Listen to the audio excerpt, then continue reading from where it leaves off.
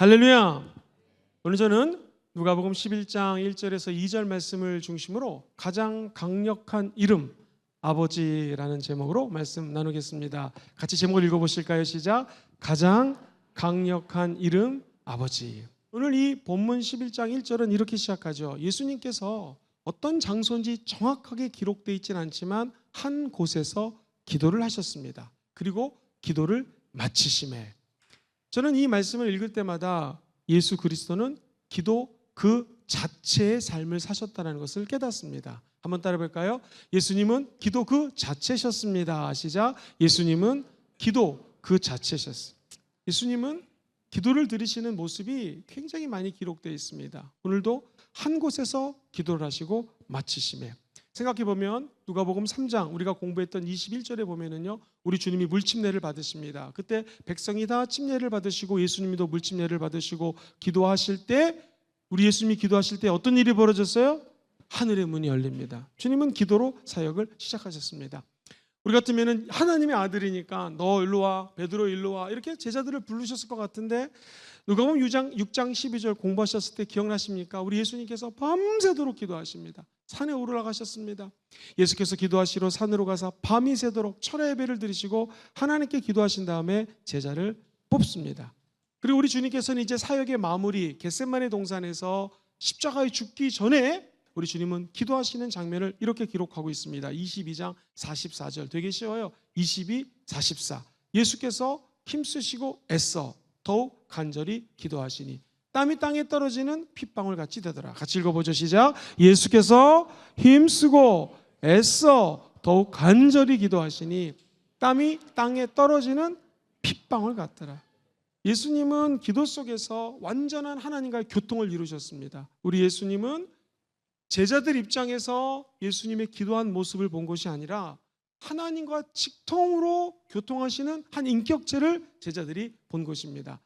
기도는 하나님 내가 이거 주세요 라고 하는 요청을 넘어서 하나님과 교통하는 한 인격과 하나님의 인격이 만나는 것이 기도입니다. 그리고 우리 인간이 눈물을 흘리며 눈물을 떨어뜨리는 그 자리, 하늘에서도 우리 예수님의 눈물이 떨어져서 인간의 눈물과 하나님의 눈물이 만나는 것이 기도 응답의 장소입니다.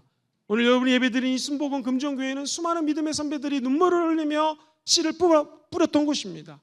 오늘 그 선배들의 믿음의 눈물이 떨어졌고 하늘에서도 수없이 많은 눈물이 떨어졌을 때 이곳에서 영적인 화학작용이 일어나고 수많은 응답의 역사들이 나타났습니다. 오늘 우리가 눈물을 흘리며 기도할 때, 아버지 부르짖어 기도할 때 하늘의 눈물이 쏟아지고, 오늘 이 자리가 하나님 인격과 하늘의 인격이 만나 거룩한 응답을 받는 역사가 일어나기를 주의 이름으로 축원드립니다. 우리도 단순히 기도의 사람을 넘어서서 기도의 본질을 위해 부르심을 받은 예수의 제자들이 될 줄 믿습니다. 오늘 이 1절 말씀을 보면 기도는 배워야 됩니다. 기도는 영적인 언어입니다. 그래서 기도는 배워야 하는 영적인 언어입니다. 시작. 기도는 배워야 하는 영적인 언어예요. 제가 1절을 설명하고 이제 본론은 2절인데 1절을 조금 자세히 설명하고 2절 본론으로 넘어갈게요. 오늘 본문 다시 읽어보면 예수께서 한 곳에서 기도하시고 마치심에 제자가 하나 나타났어요. 여짜오되 주여, 심내 요한이 자기 제자들에게 기도를 가르쳐 준 것처럼 우리에게도 기도를 좀 가르쳐 주옵소서. 한번 따라 볼까요? 주여, 나에게도 기도를 가르쳐 주옵소서. 이게 무슨 의미가 담겨져 있냐면, 우리 주님이 기도를 마치고 쫙 나타나셨잖아요. 그때 주님의 기도와 제가 만약 제자라면, 당시 제자라면 내 기도가 틀린 거예요.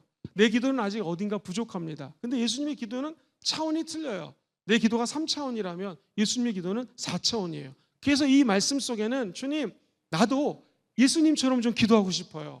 예수님의 그 깊은 기도의 세계로 내가 좀 빨려 들어가고 싶습니다 라는 바람이 담겨져 있습니다. 그러니까 수학적인 AX 플러스 BX 플러스 C 이퀄 어쩌고저쩌고 이런 공식이 아닙니다. 기도는 어떤 답을 요구하는 것이 아니라 이 제자들이 불의 영, 사모하는 영으로 어떻게 기도하는지를 물어보는 거예요. 기도는 배워야 합니다. 인간의 힘이 아닌 하나님의 힘으로 기도할 수 있는 영적인 기도를 배워야 됩니다. 성령님, 나로 하여금 성령의 뜻대로 기도할 수 있도록 좀 가르쳐 주시옵소서. 이때는 아직 성령이 임하지 않은 단계예요. 오늘날은 우리 안에 성령이 거하십니다. 성경은 로마서 8장 26절에 성령님은 우리의 연약함을 도우시나니 우리는 마땅히 기도할 바를 알지 못합니다. 어떻게 기도해야 될지를 모른다라는 거예요. 대부분의 영어 성경은 어떤 식으로 기도해야 될지를 모릅니다. 우리의 미래가 어떻게 펼쳐질지 모릅니다. 그래서 나는 마땅히 빌 바를 알지 못합니다. 근데 여기 좋은 소식이 있습니다. 나는 미래에 어떤 일이 벌어져서 어떤 일이 일어날지 모릅니다. 어떤 사람을 만나는 게 좋은지 모릅니다. 그런데 중간에 보시면 오직 성령이 말할 수 없는 탄식으로 우리를 위하여 어떻게 해주신다고요? 신이 간구해 주시는 거예요. 우리 안에서 성령이 어떻게 기도해야 될지를 알려주시는 거죠.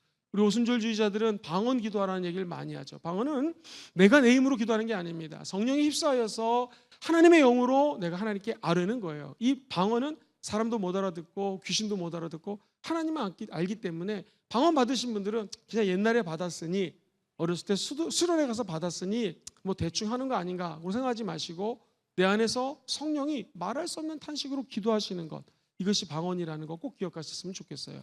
그러면서 그 다음 27절에 보면 마음을 살피시는 분이 하나님이신데 그 하나님이 성령의 생각을 하시나니. 자, 세 번째 줄 시작. 이는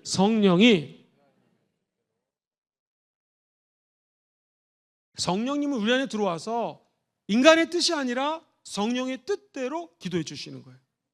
우리 사람의 생각이 아닌 하나님의 생각으로 기도해 주시는 거예요.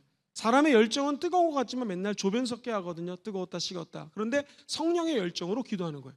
이 모습을 제자들이 보고 예수님, 저도 예수님처럼 기도하고 싶어요. 그 고차원의 기도, 그리고 깊이 있는 기도, 내가 성령 충만하여 예수님처럼 기도하고 싶습니다 라고 기도를 배워달라고, 알려달라고 요청하는 장면이 나옵니다.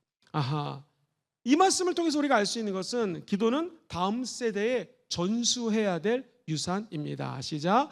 기도는 다음 세대에 전수해야 될 유산입니다. 유산.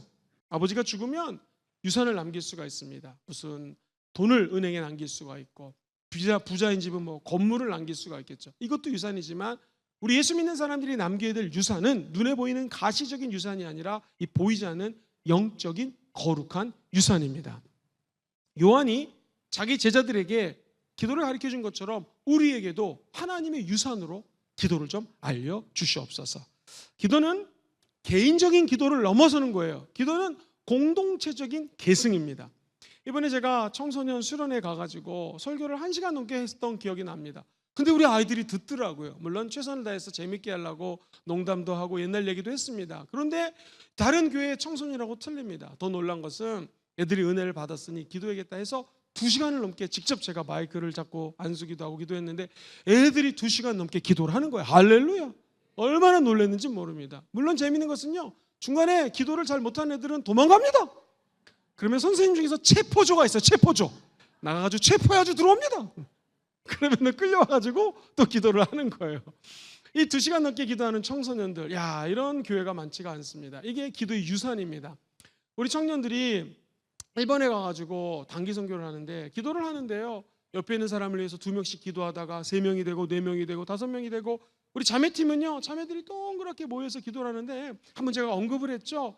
일본은 기도를 크게 할 수가 없는 게 밤에 잘못하면은 이 교회에 신고가 들어가면 누가 됩니다. 그런데 막 성령에 불이 붙으니까요, 이게 어떻게 꺼야 될지 모르는 거예요. 저만 그냥 이거 스톱을 시키고 싶은데 기도를 스톱을 시킬 수가 없어요. 성령이 너무나 강력히 임해서 혹시 창문이 열렸나, 방충망 제대로 뭐 닫혀 있나, 그냥 막 뛰어다니면서 고민을 했던 그런 시간이 있었습니다. 여러분, 기도는 우리 자녀들에게, 우리 다음 세대들에게 전승돼야 됩니다. 계승돼야 됩니다. 우리가 유산으로 남겨야 될 것이 바로 기도입니다. 가정에서의 기도, 교회에서의 기도, 다음 세대가 성령 안에서 기도하는 것을 배울 수 있도록 저와 여러분들이 쓰임받기를 주의 이름으로 축원드립니다. 그러므로 주여 우리에게도 기도를 좀 가르쳐 주시옵소서.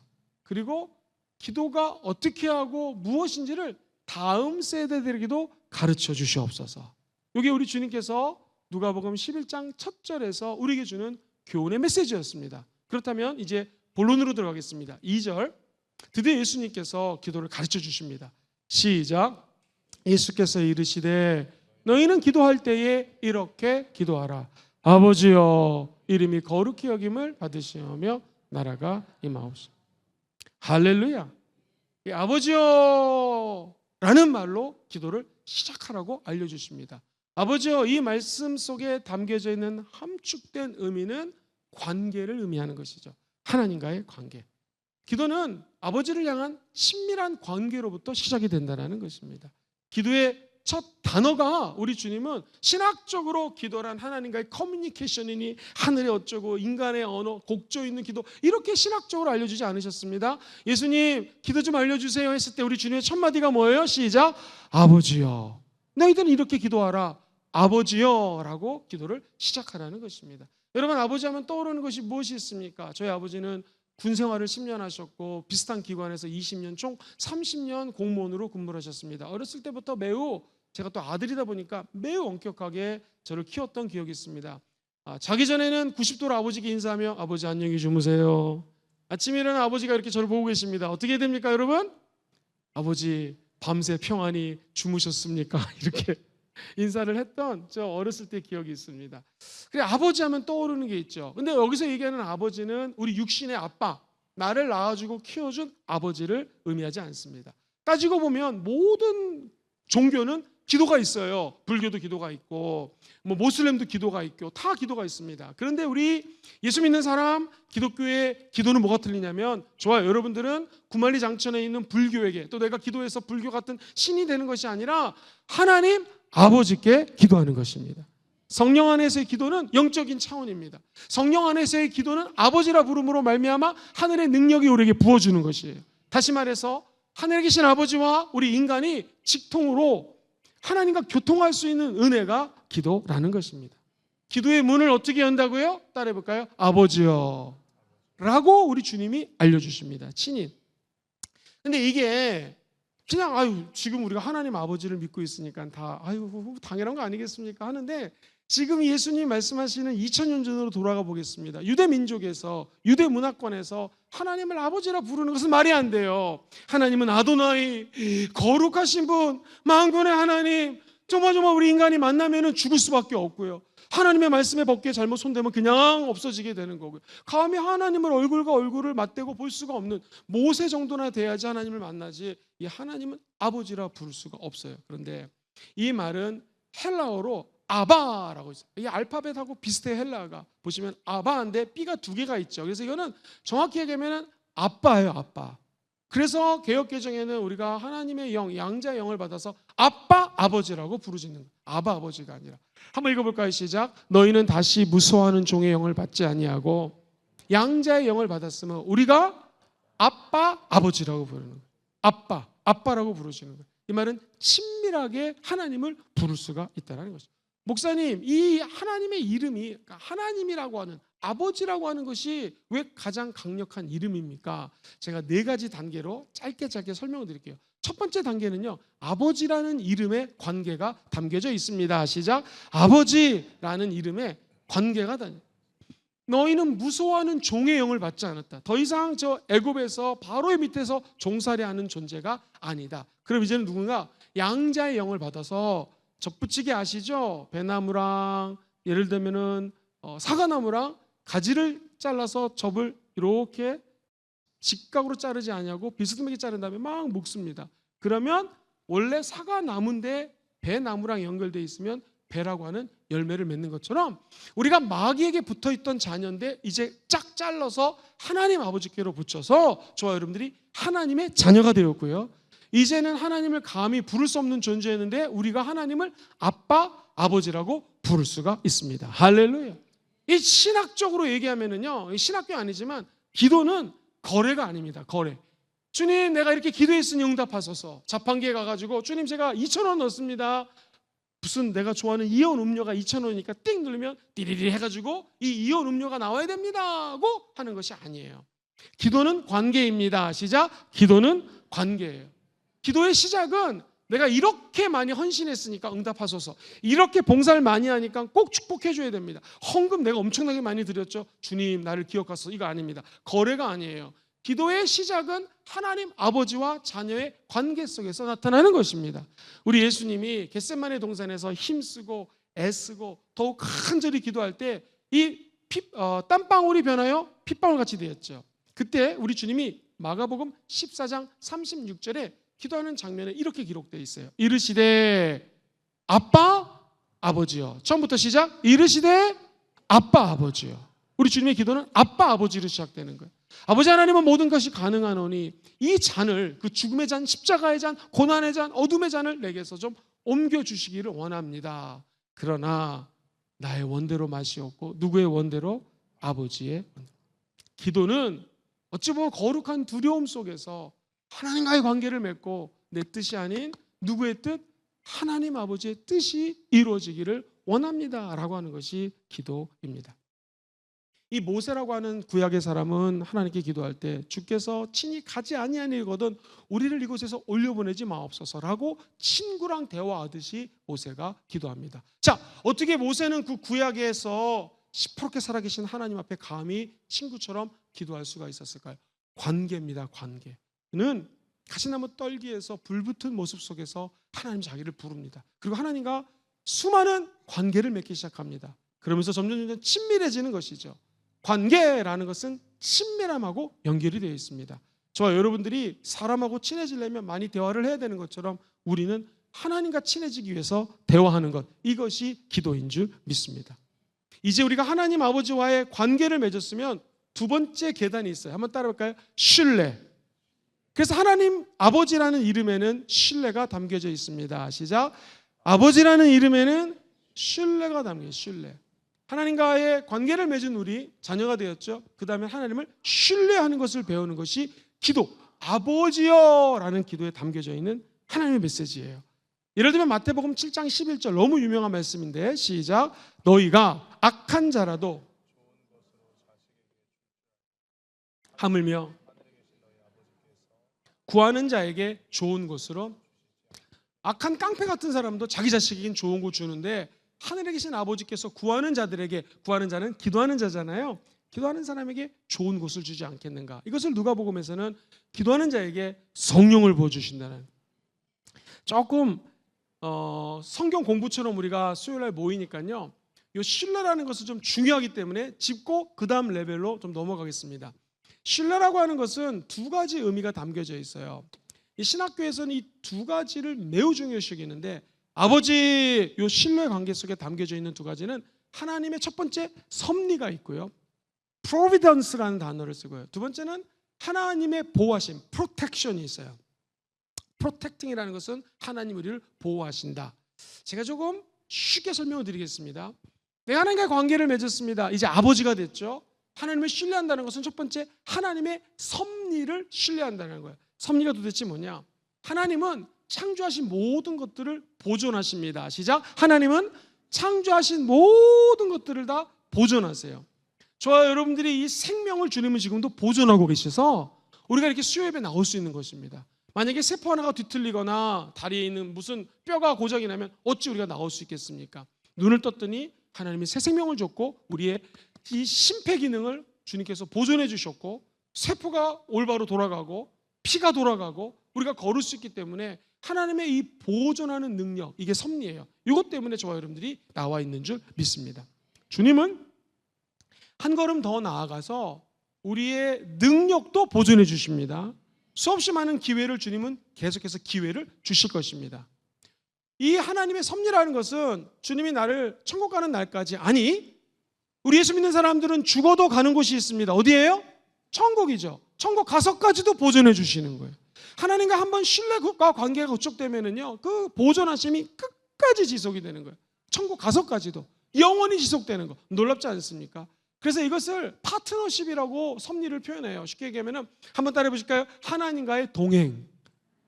하나님의 섭리와 이 말은 예수 믿는 저와 여러분들은 적어도 하나님과 계속해서 함께 동행할 수 있다는 거예요. 피조물과 함께 일하시는 하나님, 이게 동행입니다. 우리 인간이 기도하면서 결정하죠. 우리 예수님처럼 제자를 뽑을 때 기도하지 않습니까? 그 말은 예수님 혼자 결정하는 것이 아니라 하나님과 동역했다, 하나님과 동행했다. 이게 바로 섭리입니다. 그래서 모든 것들이 하나님의 섭리야, 이 말은 하나님이 감히 죄인인 우리와 함께 동행해 주신다는 것입니다. 그 다음에 이게 제일 중요한데요, 역사의 주관자가 하나님인 거 믿으십니까?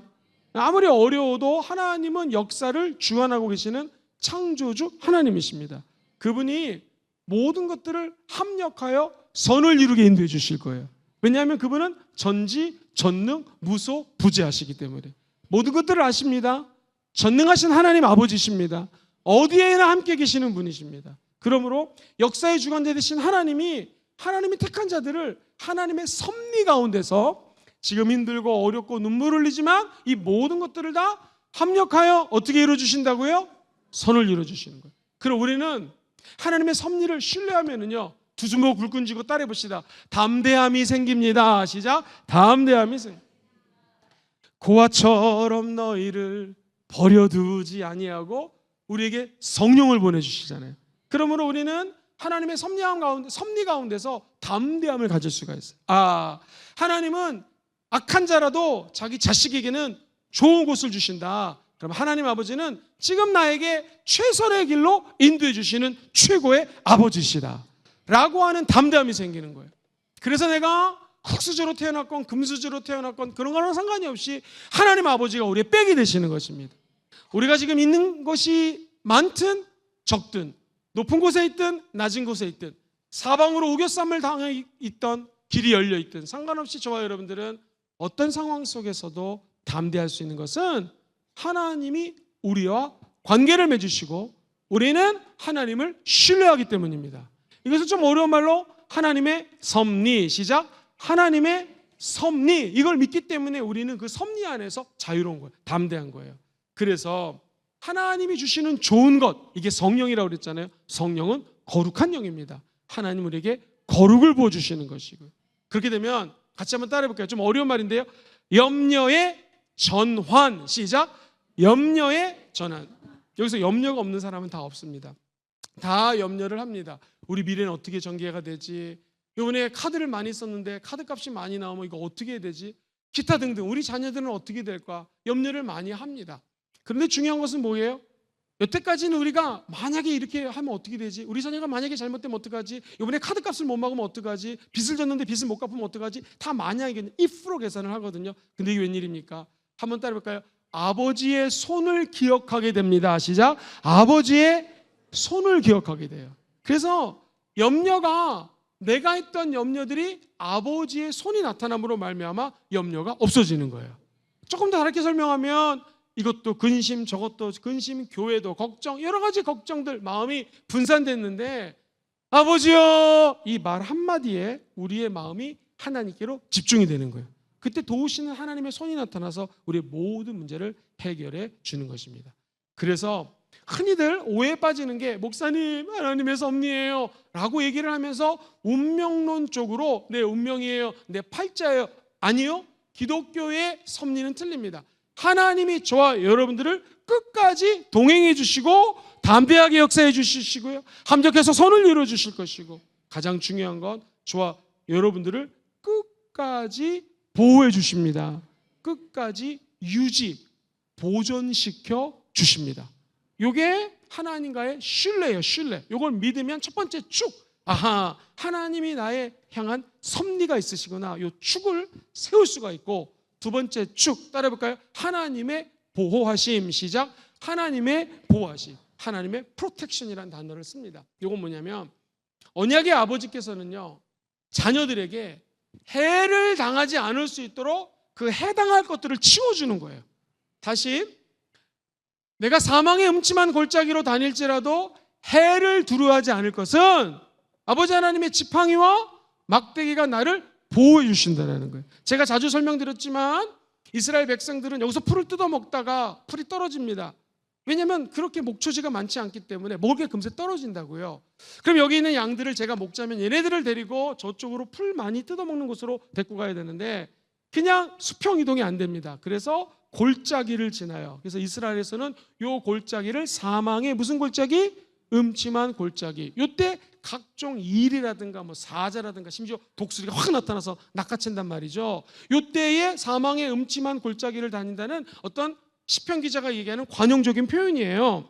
여기를 샥 지나다닐 때 목자는 첫 번째 지팡이가 있어서 얘네가 물속에 빠질까 봐 목을, 지팡이 끝이 꼬부랗지 않습니까? 목을 잡아서 건져주는 것이고, 막대기가 있어서 일이라든가 나쁜 짐승이 나타나면 그 막대기로 목자가 양들을 보호해주고 싸워준다는 거예요. 그래서 하나님의 보호하심을 많은 사람들이 오해하는 게, 목사님 난 예수님 믿고요, 방언 받고요, 할렐루야, 이제 주님 나 이제 고통이 없습니다, 뭐 나는 맨날 행복할 것입니다. 미안합니다만 예수를 믿고 성령을 받고 하늘의 은혜를 체험해도 고난과 고통은 다가옵니다. 그러나 하나님은 저와 여러분들을 보호해 주시는 거예요. 사망의 음침한 골짜기에서 보호해 주십니다. 우리 몸뚱아리가 아플 때, 몸이 아플 때 몸을 회복시켜 주시고요, 육체를 보호해 주십니다. 그리고 무엇보다도 영적으로 우리를 보호해 주시는 거예요. 고난이 다가와도 현재의 고난은 장차 다가올 영광과 좋게 비교할 수 없어요. 왜 그럴까요? 하나님이 우리를 보호해 주시기 때문에. 그래서 우리는 환난 중에서도 즐거워하나니 환난은 인내를, 인내는 연단을 소망을 이루는 하나님의 섭리가 그 안에 담겨져 있는 거예요. 그래서 우리를 끝까지 보호해 주시고 인도해 주시고 함께 동역해 주신다는 것입니다. 오해하지 마세요. 하나님의 보호하심은 고난이 없다가 아니라 고난이 있어도 하나님께서는 그 고난 가운데서도 불꽃 같은 눈동자로 지켜주신다는 거예요. 이사야 선지자는 그래서 뭐라고 그랬어요? 내가 지명하여 너를 불러나니 너는 내 것이라. 네가 불 가운데 다닐지라도 불이 너를 사르지 못할 것이. 요게 보호입니다. 우리가 물 가운데 지날지라도 물이 우리를 뒤집어 엎어서 죽이지 못하는 거예요. 폭풍 가운데 걸어간다 할지라도 우리가 빠져 죽지 않는 거예요. 이것이 하나님의 보호하십니다. 그러므로 하나님과 신뢰라고 하는 것은 두 가지 축인데, 첫 번째 하나님의 섭리가 있으니 나는 담대할지어다. 두 번째 지금 어려운 일이 겪는다 할지라도 하나님은 나를 끝까지 어떻게 해주세요? 보호해 주십니다. 그죠? 목사님, 하나님의 보호하심을 어떻게 내가 체험할 수가 있어요? 이게요, 신기합니다. 말씀으로 경계해 주십니다. 시작. 말씀으로 경계해 주세요. 시편 91편을 읽어보세요. 전염병이 닥칠지라도 하나님은 우리를 보호해 주시는 거예요. 눈앞에 칙칙하고 꺼먹고 아무 길이 안 보여줘도 하나님은 끝까지 우리에게 말씀으로 함께 해 주십니다. 그러므로 여러분이 말씀을 읽고 말씀을 암송하고 말씀을 늘 가까이 하는 것을 게을리하시면 안 됩니다. 여러분 기억하시죠? 구원의 투구, 전신갑주는 완벽한 보호를 받는 하나님의 은혜입니다. 구원의 투구 한번 같이 해봅시다. 머리에 손, 구원의 투구. 가슴에 손, 의의 흉배. 진리의 허리띠, 복음의 신발. 자, 왼손 쭉 내미시고 믿음의 방패. 이 다섯 가지는 다 보호하는 거예요. 투구, 흉배, 여기는 이제 호심경, 허리띠, 신발, 무슨 방패, 다 방어하는 거잖아요. 근데 하나님께서는 저와 여러분들에게 공격용 무기를 줬어요. 전신갑주. 그게 무엇입니까? 다시 한번 따라해 볼까요? 성령의 검, 곧 하나님의 말씀. 성령의 검이 곧 하나님의 말씀인데 이것이 우리의 공격용 무기가 된다는 것이죠. 하나님의 보호하심은 하나님의 말씀으로 경계를 주시고 보호해 주시고 싸워 승리할 수 있는 길을 뭘로 열어주셔요? 말씀으로 열어준다는 거예요. 두 번째, 성령의 경고에 민감하라. 시작. 성령의 경고에 너 그만 가라. 그거 스톱하셔야 돼요. 사람도 사귈 때 이 사람이 아니다 싶으면 그만 만나면 딱 끊어버리셔야 됩니다. 그죠? 이게 내 영적으로 도움이 안 된다. 끊어야 되는 거고요. 물질도 그렇습니다. 사업이 아무리 돈을 많이 벌어주는 사람이 있다 할지라도 기도하다가 성령이 말씀하십니다. 이 사람이 아니다 할 때는 끊을 수 있어야 돼요. 가다가 이 길이 아니다 그러면 돌아설 수 있어야 되는 것이죠. 또는 주님이 말씀하십니다. 너 여기서 잠깐 기다려라. 그러면 마음은 급하지만 기다릴 수 있어야 돼요. 그래서 성령의 음성, 하나님의 말씀, 이 두 가지로 우리는 하나님의 보호하심을 체험할 수가 있는 것입니다. 이게 잘 안 되는 사람들은 공동체라고 하는 울타리가 필요해요. 울타리. 여러분 교구가 있죠? 교구장님이 기도해 주지 않습니까?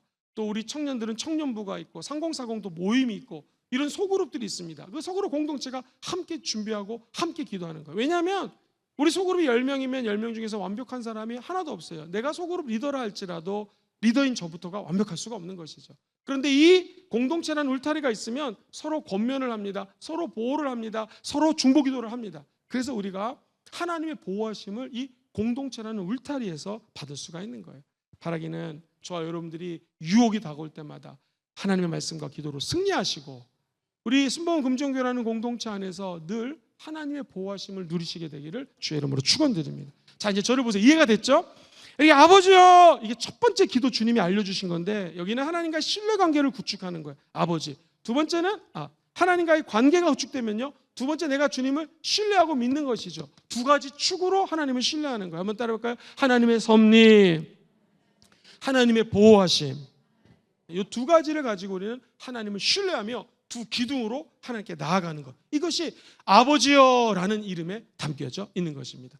목사님 그럼 이 두 가지밖에 안 했고 이제 세 번째, 네 번째로 올라갈 텐데 이 두 번째 하나님을 신뢰하는 것이 좀 신학적으로 얘기가 좀 어렵습니다. 하나님의 섭리, 프로텍팅, 보호하심이 어렵습니다.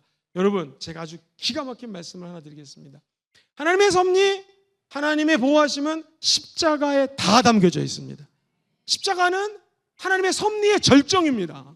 하나님이 저와 여러분을 이처럼 사랑하사 독생성자 예수를 보내주셨고 제가 설교하는 저 뒷자리에 있는 십자가는 하나님의 계획, 하나님의 뜻, 하나님의 섭리, 하나님의 인도하심, 하나님의 놀라운 창조물들을 보존하심, 하나님의 사람들과 동행하시고 끝까지 책임지시는 그 섭리가 저 십자가에 다 담겨져 있어요. 그래서 예수 믿는 사람들은 하나님과의 신뢰를 십자가를 통하여 완벽히 구축해 나가는 것입니다. 하나님의 보호하심, 저 십자가가 바로 보증이란 말 아시죠? 빚보증할 때 그 보증이 되는 거예요. 한번 따라 볼까요? 내가 다 이루었노라. 내가 다 이뤘다라는 거예요. 엘리 엘리 라바 사박다니 나의 하나님 어찌하여 나를 이렇게 버리시나이까. 그러나 우리 주님은 십자가에서 모든 것들을 다 이루시고 저와 여러분들을 불꽃 같은 눈동자로 보호해 주십니다. 그러므로 하나님이 미리 정하신 대로 우리를 부르시고 하나님을 신뢰할 수 있는 길로 열어주시는 그 문이 바로 아버지여 라고 하는 기도에 담겨져 있습니다. 한번 같이 아버지여 외치고 다음 단계로 넘어가 볼게요. 두 주먹을 붙고 쥐고 아버지여, 아버지여. 이 말 속엔 하나님과 신뢰가 있다. 여러분 3단계 자꾸 가기 전에 이게 잘 막히는데 몇 가지만 더 한두 가지만 더 얘기할게요. 여러분 지금 이 아브라함이 아들을 갖다 바칩니다. 이게 말이 됩니까? 근데 아브라함이 배운 것은 하나님을 신뢰하는 걸 배운 거예요. 믿음의 조상 그냥 되는 게 아닙니다. 신뢰하고 제가 설명된 대로처럼 하나님이 우리 아들을 보존해 줄 것이고 만약 얘를 죽여도 다시 부활시킬 거다. 뭐 이런 하나님의 섭리를 신뢰했고요. 하나님의 보호하심을 100% 신뢰했기 때문에 자기 자식을 갖다 바친 거 아니겠습니까? 그때 우리 주님께서 스톱! 이 아들 죽이지 마라! 그러면서 뭐를 준비해 놓으셨죠? 양을 준비해 놓으셨어요. 이게 우리 유명한 야훼 이레예요. 하나님의 이름이, 하나님 아버지 이름이 뭐예요? 야훼 이레 하나님이세요. 하나님은 예배에 놓으셨다는 거예요. 이게 신뢰관계를 바탕으로 할 때 아버지여 부르면 주님이 모든 것들을 예배해 주시고 보호해 주시는. 그렇게 따지자면 광야입니다. 먹을 게 없네요. 목마르네요. 하나님이 만나를 보내주시고 샘물을 퍼주시고 지팡이로 두드리니까 물이 반석에서 터져나오고 고기가 먹고 싶다니까 메추라기를 보내주는 거. 이게 광야 최고의 고난 가운데서도 하나님은 섭리하고 계시고 우리를 보호해 주신다는 것이죠. 그렇게 따지자면 다윗이 야훼는 나의 목자시니 내가 부족함이 없으리로다. 이 말은 하나님을 신뢰하기 때문에 오늘 설명대로 하나님의 섭리와 하나님의 보호하심을 내가 완전히 믿습니다. 왜? 나는 양이요 하나님은 목자시기 때문에. 할렐루야. 우리 주님께서요 5,000명이 넘게 모였습니다. 젊은 영어로 대빵 많이 모였습니다. 다 배고파요. 진짜 젊은이들 말로 헝그리입니다. hunger and thirst, 목이 마르고 배가 고프고 줄였는데 우리 주님께서는요 뭐라고 그럽니까? 아빠 아버지 나의 기도를 듣고 계신 것을 감사하나이다 하면서 감사기도 드릴 때 하나님과의 신뢰가 있기 때문에 오병이의 기적이 나타나는 것이죠. 나는 여기 계신 모든 분들이 우리 인생에서 이 오병이의 기적이 하나님과 신뢰함으로 말미암아 날마다 나타나기를 주의 이름으로 축원드립니다. 자, 드디어 하나님과의 관계를 맺고 신뢰라는 계단을 넘어서서 세 번째, 한번 저를 따라해 보실까요? 정체성. 아버지라는 이름에는 정체성이 담겨 있습니다. 시작. 아버지라는 이름에는 정체성이 담겨. 우리 예수님이 그냥 아버지요 이렇게 기도를 시작하라고 한 것이 아닙니다. 요한일서 3장 1절에 보면은 아버지께서 어떠한 사랑을 우리에게 베푸사 하나님의 자녀라 일컬음을 받게 하셨는가. 그 다음에 시작. 우리가 그러하도다. 그러므로 세상이 우리를 알지 못하면 그를 알지. 하나님 아버지께서 어떠한 사랑을 우리에게 베푸셨는가. 모세는 그냥 죄를 짓고 사람을 죽입니다. 그리고 도망가가지고 평생 목자로 그냥 살 사람이었습니다.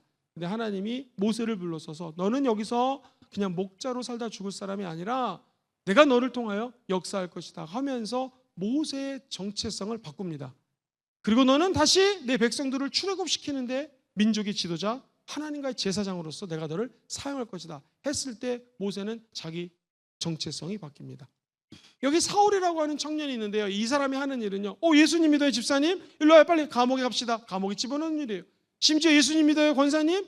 다 이거를 예수 믿는다는 이유로 핍박하고 심지어 원형 경기장에 집어넣는 일을 하던 사람이 사울이라는 청년이었습니다. 그가 다메섹 도상을 가다가 빛 가운데 주님을 만납니다. 그리고 눈이 멉니다. 아라비아 사막에 3년간 무릎 꿇다가 아나니아라고 하는 사람의 안수 기도를 받고 눈이 뜹니다. 그의 정체성이 바뀌는 거예요. 예수 믿는 사람을 핍박하던 자가 이제 예수 그리스도의 종으로 변화되는 거예요. 그래서 로마서 1장 1절 같은 경우에는 예수 그리스도의 종 바울은 사도로 부르심을 받아 하나님의 복음을 위하여 택정함을 받은 사람이라고 자기 정체성이 바뀌는 것이죠. 우리도 아버지요, 이 말씀 속에는 단순히 아버지 아들 딸 됐어요, 하나님 신뢰합니다, 이걸 넘어서서 하나님이 주시는 사명이 있다는 것입니다. 그래서 우리가 부르는 아버지요, 이 말씀 속에서는 내 정체성, 하나님이 나를 이 땅에 그냥 보내신 것이 아니라 거룩한 선교사로 이 땅에서 그리스도의 복음을 증거하는 자로 땅끝까지로 증이 될 수 있는 밑거름이 되라고, 하나님의 미랄 되라고 이 땅에 심어놓은 보배 같은 존재가 바로 여러분이라는 것입니다. 그렇기 때문에 하나님 아버지요, 이 말은 관계를 넘어 하나님의 신뢰적인 구축을 도모하는 두 가지 축을 넘어서서 세 번째 단계, 하나님과의 나의 정체성을 확인하라는 거예요. 에스더는 그냥 후궁이 아니었습니다. 왕비의 정체성을 갖고 있었기 때문에 죽으면 죽으리라 하면서 민족을 살리는 자기의 정체성을 드러내는 것이죠. 사랑하는 성도님들, 늘 예화로 많이 씁니다. 둘째 아들이 아빠 돈 다 가져다가 허랑방탕하게 쓰고 아버지께로 옵니다. 아버지가 얘를 보자 달려옵니다. 여러분 기억하세요? 아버지가 아들에게 봤을 때 무슨 일을 했습니까? 첫 번째, 옷이 남루합니다. 냄새나고 더러웠겠죠. 그러자 아버지는 옷을 갈아입힙니다. 이 말은 하나님이 너 단순히 내 아들이 아니란 것이라, 저와 여러분들이 주님께로 돌아오면 우리의 정체성이, 신분이 바뀐다는 것입니다. 두 번째, 반지를 빼가지고 얘한테 반지를 껴줍니다. 이건 뭡니까? 네 정체성이 여기 왔을 때 나를 품꾼 하나로 여기 있어서라고 품꾼으로 온 것이 아니라 내가 너를 지명하여 불렀고 너는 내 것이다 라는 하나님의 소유권을 찍어주시는 거예요. 그리고 더 나아가서 종들이 신발을 신는다 안 신는다? 안 신어요. 근데 아들한테는 어떻게 해요? 신발을 주지 않습니까? 이 말은 뭐예요? 너의 정체성은 종이 아니라 내 아들이라. 너의 정체성은 나와 함께 할 일이 많은 사람으로 신분이 바뀌었다라는 것입니다. 그러므로 예수 그리스도 안에 있는 자에게는 더 이상의 정죄함이 없습니다. 왜? 생명의 성령의 법이 죄와 법, 죄와 사망의 법으로부터 우리를 자유케 했다라는 거예요. 그러므로 누구든지 예수 그리스도 안에 있으면 새로운 피조물이 되는 것이죠. 보라, 이전 것은 지나갔습니다. 보라, 새 것이 되었다. 저 여러분들이 기도를 할 때 아버지요, 이 말씀 속에서 내 정체성이 완전히 다른 존재로 바뀌었다는 것, 내가 하나님의 사명자로 바뀌어 있다는 걸 입술로 고백하라는 것입니다. 마지막 네 번째 단계예요. 그러면 하나님을 신뢰합니다. 내가 드디어 내 정체성을 새롭게 했습니다. 마지막 단계는 아버지라는 이름에 강력한 영적인 권세가 담겨 있습니다. 시작. 아버지라는 이름에 강력한 영적 권세가. 그래서 이 세상에서 가장 강력한 이름이 아버지라는 이름이에요. 아버지. 요한복음 16장 23절, 너희가 아무것도 내게 묻지 아니하리라. 내가 진실로 진실로 너에게 이르노니 너희가 무엇이든지 누구에게 구하는 것, 아버지께 구하는 것을 누구의 이름으로? 예수의 이름으로 준다는. 이 말은 우리가, 저와 여러분들이 예수를 믿고 아버지라 부르는 것은 엄청난 영적인 권세를 주셔서 아버지의 이름으로 우리 주님이 행해 주신다는. 너희들이 지금까지 아무것도 기도하지 않았지만 내 이름을 기도하라, 내가 너에게 응답할 것이다. 엘리야가 갈멜산에서 바알 선지자 450명하고 전투를 벌입니다. 그때 뭐라고 부르냐면요, 아브라함의 하나님, 이삭의 하나님, 그리고 이스라엘의 하나님, 이렇게 기도합니다. 그러자 하늘에서 불이 떨어집니다. 하나님 아버지 하는 이름에는 성령의 불을 떨어뜨릴 수 있는 능력이 있다는 것입니다. 기억하십니까? 베드로가 성전에 올라갑니다. 뭐하러? 기도하러. 그런데 갑자기 거기에 요한과 함께 기도하는 자리에 안진뱅이가 앉아 있습니다. 그는 태어날 때부터 아마도 안진뱅이인 것 같습니다. 직업은 거지입니다. 그러니 분명히 안진뱅이가 돈 주세요, 돈 주세요, 한 푼 줍쇼 하지 않았겠습니까? 그때 베드로가 너무 유명한 말을 하죠. 같이 외워볼까요? 시작. 내게 은과 금은 없거니와 내게 있는 것으로 내게 주노니. 그게 뭐예요? 나사렛 예수의 이름으로 걸으라. 할렐루야. 하나님 아버지의 이름, 예수의 이름에는 강력한 영적인 권세가 있는 것입니다. 그래서 안진뱅이도 일어나는 것입니다. 끊어지 못하는 관계 예수 이름으로 끊어질지어다. 하나님 아버지 이름으로 끊어질지어다. 그죠? 영적으로 마귀와 끊고 싶고 악한 습관과 끊고 싶은데 이게 안 됩니다. 어떻게 가능하겠습니까? 아버지의 이름으로 끊어낼 수 있다는 거예요. 여러분 지금 이 소년 17살짜리 앞에 2m, 3m짜리 장신이 나타났습니다. 너는 칼과 단창과 네가 신뢰하는 신의 이름 가지고 나오지, 너는 네 무기 가지고 나오지, 나는 만군의 야훼 하나님의 뭐를 가지고 나간다고요? 이름을 가지고 나가는 거예요. 골리앗은 내가 싸워서 이길 수 있는 존재가 아닙니다.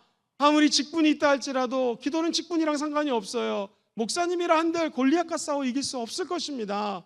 그러나 우리는 만군의 야훼 하나님의 이름이 있다는 것이죠. 그 이름 앞에 골리앗이 무너지는 것이에요. 여러분 그러므로 영적 전쟁 여러분이 하지 마십시오. 우리는 하나님 아버지 백으로 하는 거예요. 그분의 이름으로 승리하게 될 줄 믿습니다. 기억하십시오. 지금 홍해가 여기 있습니다.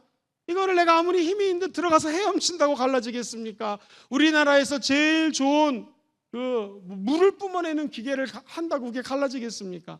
기도하면 하나님이 지팡이를 내리칠 때 갈라주는 것이죠. 모든 능력이 하나님께 있습니다. 여러분 한 가지만 더 얘기할게요. 예수 이름이 얼마나 강력하냐, 하나님이 얼마나 강력하냐. 사도행전 16장 보면 마게도냐 환상을 봅니다.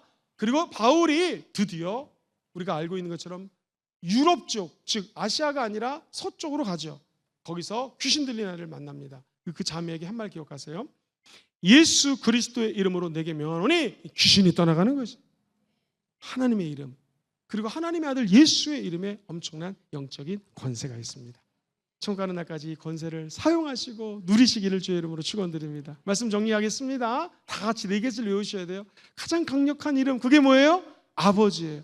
아버지는 첫 번째 관계, 시작, 관계가 있어요. 두 번째 신뢰가 있어요. 신뢰.